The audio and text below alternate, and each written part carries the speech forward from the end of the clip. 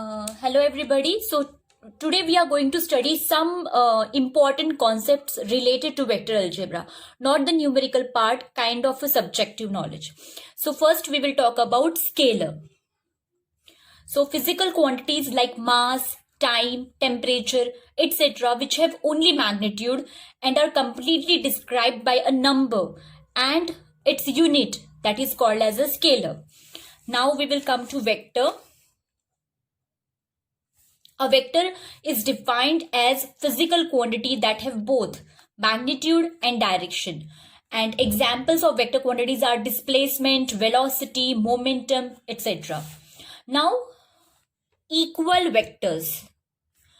Suppose we have two vectors, then these two vectors, they are said to be equal if and only if they are parallel, they have equal direction and equal length. So these are the three conditions for the two vectors to be called as equal vectors. Two vectors are said to be equal if and only if they are parallel, have equal directions and equal length. The next definition is of opposite vectors. If the vectors have same lengths but opposite direction, they are said to be opposite vectors. This is quite obvious from its name. Now next is unit vector. So unit vector, it is a vector of unit magnitude in a given direction. So there can be any direction, but it is having a magnitude of 1. Now let us come to scalar product of two vectors. Now the scalar product of two vectors, suppose we have vectors P and Q, then the scalar product of two vectors, it is defined as the quantity PQ cos theta, where P and Q are the magnitudes of the vectors, vector P and vector Q, and theta, it is the angle between them. So we dot product of vector P and vector Q, it is magnitude of P, magnitude of Q multiplied by cos of theta, where theta is the angle between P and Q. Now, examples of scalar product. Here we are talking about examples of scalar product, not scalar quantity or vector quantity, but scalar product. So when we look at the power, it is a scalar product of force and velocity. Force is vector, velocity is vector, but when we take dot product of force and velocity, we get power. So power is dot product of force and velocity. Then work. Work is a scalar product of two vectors, force and displacement. Force is a vector, displacement is a vector, but when we take dot product of these two, that is nothing but a scalar product of these two vectors, we get work, which is a scalar quantity. So these two are very important examples of scalar product. Now let us come to vector product of two vectors. The vector product of two vectors P and Q is another vector given by PQ sin theta. So you have to remember that scalar product of two vectors gives you scalar, but vector product of two vectors P and Q is another vector. Okay, so this is important to note, given by PQ sin theta, where P and Q are magnitudes of vectors P and Q and theta is angle between them. As we are saying that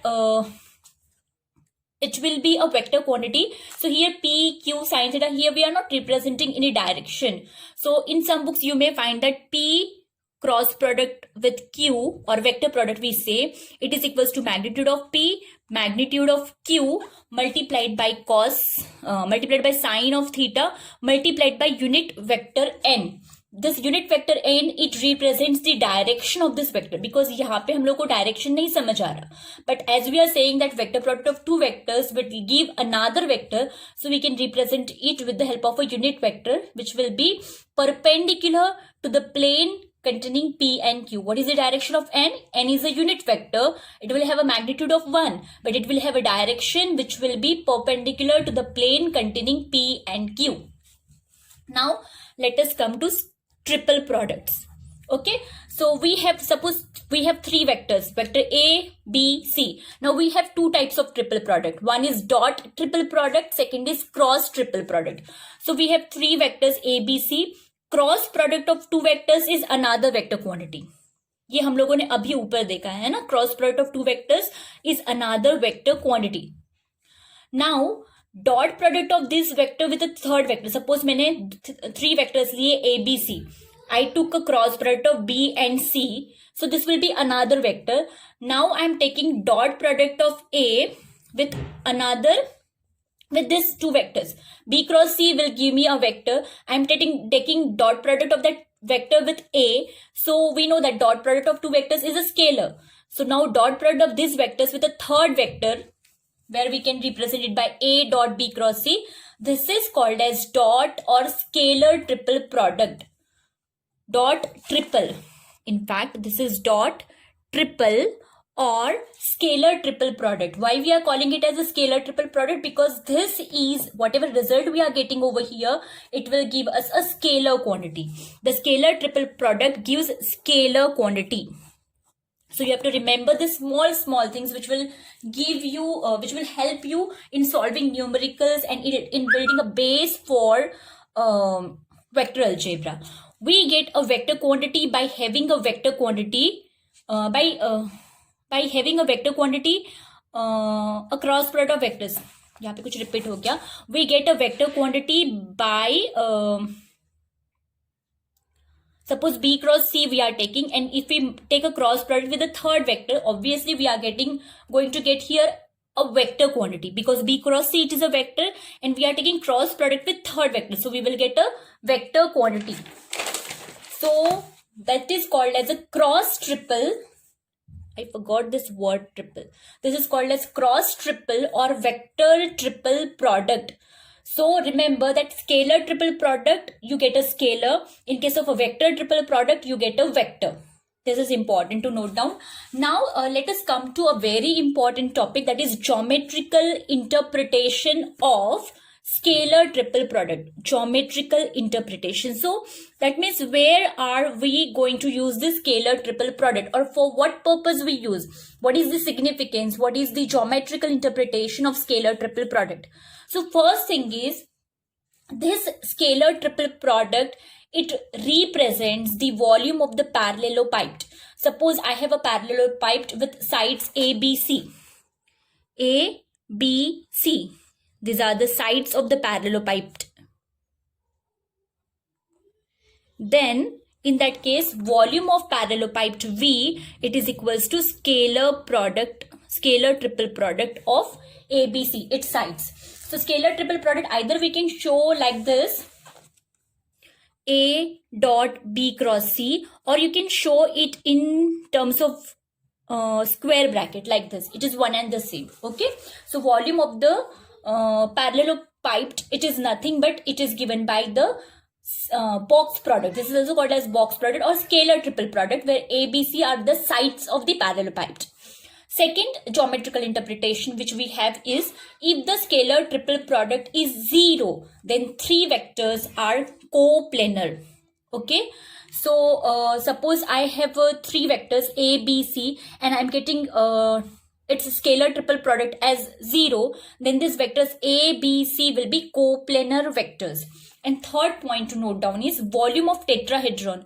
Volume of tetrahedron is equals to 1/6 of the scalar triple product. Suppose I have a tetrahedron with sides A, B, C. A, B, C are sides of tetrahedron.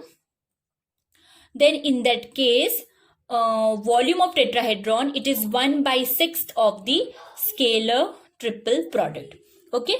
So this is the geometrical interpretation of scalar triple product. Where are we going to use scalar triple product? First thing, it gives us the volume of the parallelopiped. Second, if the scalar triple product is 0, then the vectors are coplanar.